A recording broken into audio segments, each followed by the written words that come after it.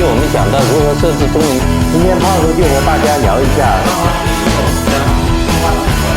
今天给大家分享一下。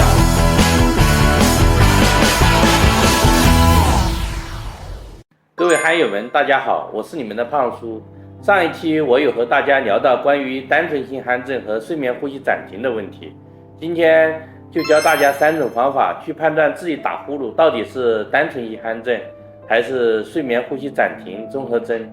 第一种方法就是去医院挂呼吸科或者耳鼻喉科，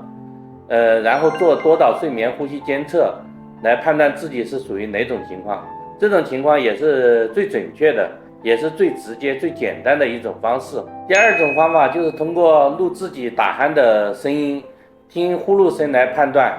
我在这里给大家演示一下2种声音的区别。我给大家演示第一种单纯性鼾症的打鼾方式，它是比较均匀的、连续性的。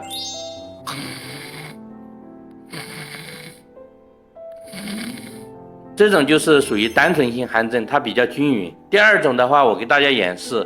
睡眠呼吸暂停综合征的打鼾的特点，它中间是有间断的，然后有很急促，比如说我现在演示，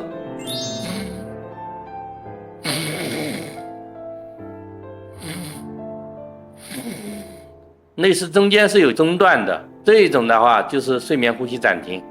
的特征。第3种方法是可以结合自己日常生活的一些细节，比如说你早上起来有没有头晕啊，比如说白天经常会不会犯困啊，比如说晚上睡觉是不是长时间张口呼吸啊，如果有这些明显的特征，就可以判断有可能是睡眠呼吸暂停。好了，胖叔今天的视频就分享到这里了，下一期会和大家聊一下怎么去解决打呼噜这个问题，希望大家能评论我的视频，我会陆续推出更多更好的优质内容，谢谢大家。